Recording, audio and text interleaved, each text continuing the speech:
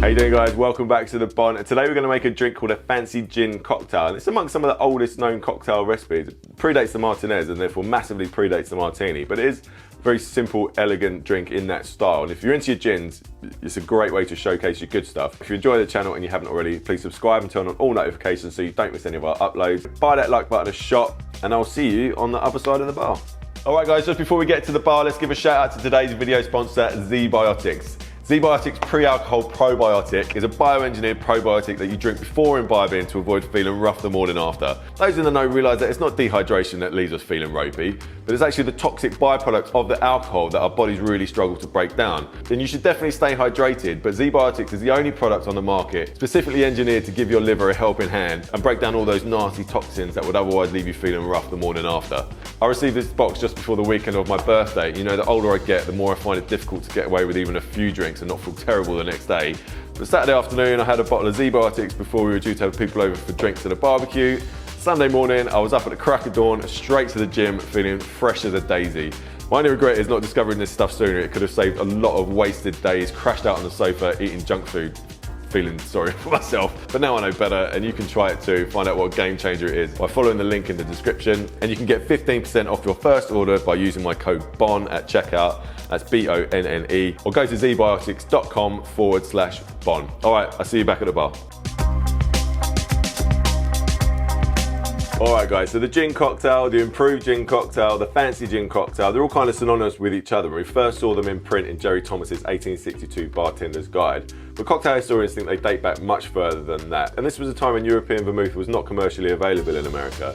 That didn't come till much later, around 1870 for sweet Italian vermouth, and then around 1890 for dry French vermouth. And then we saw the increase in popularity of drinks like the Manhattan, of course the Martinez, and then eventually the Martini. But you'll see the genesis of all those cocktails in the fancy gin cocktail. So let's just crack on and make it.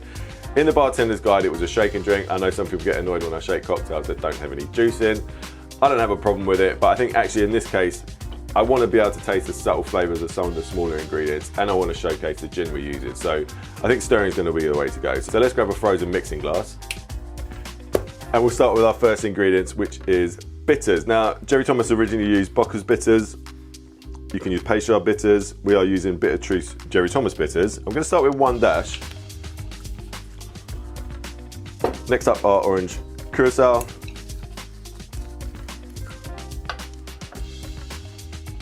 I'm going to go 10 mils.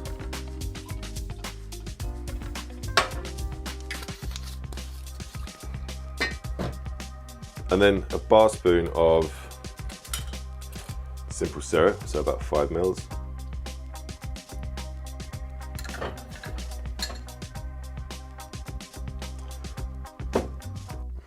And then of course we need our gin, and I'm going to be using this stuff, PROCERA, this African gin, which I spoke about in the last video, and I said I wanted to use it in a more spirit-forward cocktail, which this certainly is. Jerry Thomas originally used Geneva, so you definitely want to use a full-flavoured juniper-forward gin, and this is also definitely that. And the reason why, and I believe these are the first guys to do it, they're actually using fresh juniper berries in their distillation, which I don't believe any other gin company's done before. They normally use dried juniper berries, but these guys are using Juniperus procera. It gives it a fantastic full earthy flavour, and I highly recommend it. I'll leave a link down below so you can go and check them out. And we're going to go with 60 mils.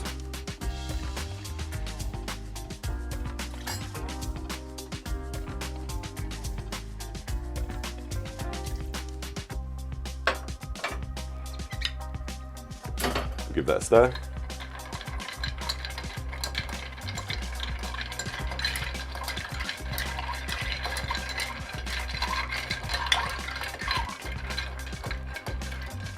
So we'll check for dilution. Beautiful. And we're going to strain that into a chilled Nick and Nora. And the recipe actually called for a wetting of the rim with a lemon wedge. So we'll do that. And then we just finish off with a spritz of lemon zest. Float that on top if you like, or you can chuck it in the bin, entirely up to you. And there we have a fancy gin cocktail.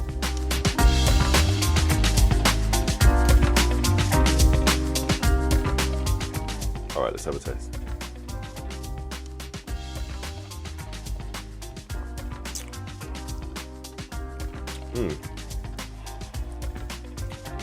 The first flavour you get is the bitters.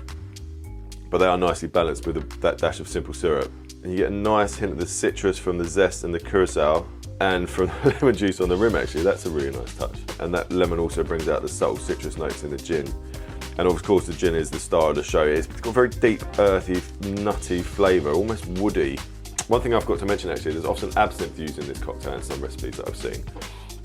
I think it's going to overpower it, but let's just put a little, let's just absinthe in the atomizer there. So that's that.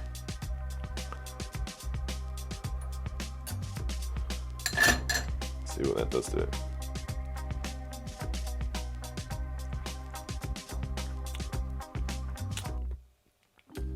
That actually really enhances it. Damn, I wish I'd used that from the start. Gosh, I thought that was going to overpower it completely. But it just dries it out a bit, gives it a really delicious floral flavour. This is a really impressive, simple cocktail, guys. If you like your gins and you're into martinis or martinez, then give this one a try. I think you'll be pleasantly surprised. Cheers. All right, guys, hope you enjoyed that. Let me know how you got on with that cocktail down in the comments, and I'll leave a link for that PROCERA gin down there as well, so you can find out a bit more about those guys. Don't forget to tag us in all your cocktail photography over on Instagram using hashtag #BonCocktails. You can follow us at Bonneville Cocktails, and you can also follow me at Ruairi Gilles if you like. All your bar and hospitality training and consultancy inquiries can be directed to hi@distilledtruth.co.uk. Don't forget to like, subscribe and share, and I'll see you next time.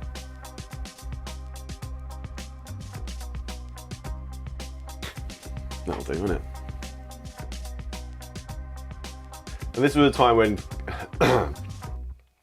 and this was a time when vermouth was just not available in and this was a time when oh my god.